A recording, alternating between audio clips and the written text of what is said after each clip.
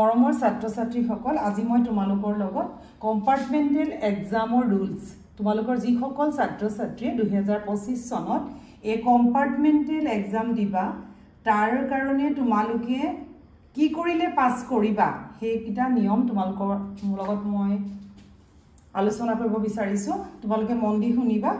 তোমালোকৰ যোৱা বছৰ আছিল যে দুটা সাবজেক্টত তোমালোকে কম্পাৰ্টমেণ্টেল দিব পাৰিবা আৰু টোটাল মাৰ্কস হ'ব লাগিব 170 আসলে তোমালোকৰ এটো ৰুলস আৰু তোমালোকৰ তাত কথা আছিল যে যি ছাত্ৰ বা ছাত্ৰীয়ে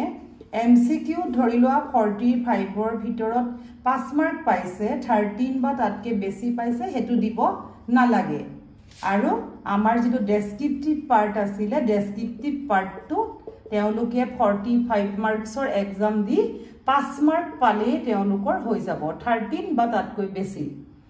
এটো আসলে তোমালোকৰ যোৱা বছৰ নিৰ্দেশনা কিন্তু বৰ্তমান সময়ত তোমালোকক এই বছৰৰ কাৰণে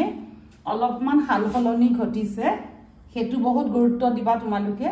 আমাৰ এবাৰ সাবজেক্ট ভৰাই দিছে তিনিটা সাবজেক্টত তোমালোকে কম্পাৰ্টমেণ্টেল দিব পাৰিবা আৰু টোটাল মাৰ্কস তোমালোকৰ থাকিব লাগিব এটো একে টোটাল থাকিব লাগিব 170 বা তাতকৈ বেছি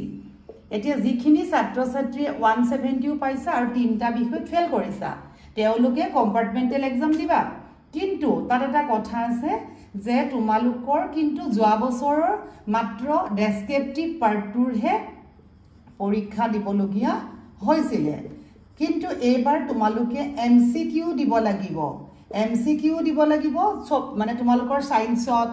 বা সোশিয়াল সায়েন্সত বা মেথছত বা ইংলিছত ডেসক্ৰিপটিভ দিব লাগিব 45 ৰ ভিতৰত এমসিকিউ দিব লাগিব 45 ৰ ভিতৰত ইয়াত তোমালোকে বেলেগকে পাস কৰিব লাগিব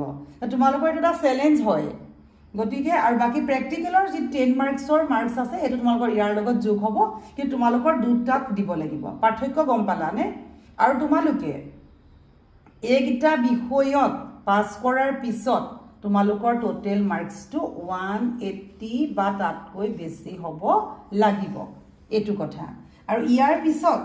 তোমালোকৰ যেটো এটো হৈছে এটা সিঙ্গল চান্স এটো মই আগতেও কৈছো এটো হৈছে সিঙ্গল চান্স আৰু এটো তোমালোকে নেক্সট বাৰ নেপুৱা তোমালোকৰ যিসকল ছাত্ৰ ছাত্ৰী এবাৰো এই পৰীক্ষাত উত্তীৰ্ণ হ'ব নোৱাৰিবা তোমালোকে ক্লাস 10 ত এডমিশন লৈ পঢ়িব লাগিব তাৰ পিছতে এবাৰ তোমালোকে আৰু কি মাৰ্কশিট তোমালোকে সকলোৰে হতি তোমালোকৰ আজিকালি দিয়ে মাৰ্কশিট কাম সাৰ্টিফিকেট কাম মাৰ্কশিট আগত আছিল আমাৰ সাৰ্টিফিকেটখন বেলেগ আৰু আছিল আমাৰ মাৰ্কশিটখন বেলেগ কিন্তু এতিয়া আমাৰ হ'ব এই দুইখন মিলি এখন সাৰ্টিফিকেট কাম মাৰ্কশিট গতি এখন তোমালোকৰ সকলো ছাত্ৰ ছাত্ৰীয়ে 2025 চনত একে পাব ইয়াত কিন্তু কোনো কম্পাৰ্টমেণ্টেল বুলি একো লিখা নাথাকে আৰু তোমালোকৰ যেহেতু এক্সামটো তোমালোকৰ জুলাই ফাৰ্স্ট উইকতে হৈ যাব জুলাই ডেট দিলে মই তোমালোকক দিম জুলাই ফাৰ্স্ট উইকত তোমালোকৰ এক্সাম হৈ যাব আৰু তোমালোকৰ ৰিজাল্টটো হৈ যাব জুলাইতে একদম আৰু আগুৱাব নেকি তাৰ কোনো ঠিকনা নাই যোৱাবাৰৰ মতে হলে জুলাইতেই হ'ব আৰু তোমালোকৰ ৰিজাল্টটো জুলাইতেই দিব আৰু তোমালোকে সেম বেটছত পঢ়িব পাৰিবা যিখিনি ছাত্ৰ ছাত্ৰীয়ে পঢ়িছে সেম বেটছত পঢ়িব পাৰিবা আৰু তোমালোকৰ বেলেগ কোনো কথা নাই যে তোমালোকৰ নিচিনা বহুত ছাত্ৰ ছাত্ৰী বিভিন্ন কাৰণত পৰীক্ষা দিব পৰা নাই অকল পৰীক্ষা দি বেয়া কৰা নহয় নিজৰ ঘৰুৱা অসুবিধাৰ কাৰণে দিব পৰা নাই গতিকে তোমালোকৰ কাৰণে এটো ভাল খবৰ তোমালোকৰ সাৰ্টিফিকেট একে তাত একো বেলেগ লিখা নাথাকে কম্পাৰ্টমেণ্টেল বুলি তোমালোকৰ মাৰ্কশিট সাৰ্টিফিকেট এখনেই ধুনিয়াকে পাবা সেম বেটছত পঢ়িব পাৰিবা খালি কোনোবাৰ ক্ষেত্ৰত কেতিয়াবা কোনো ছাত্ৰ ছাত্ৰীৰ কাৰণে এনেকুৱা হ'ব পাৰে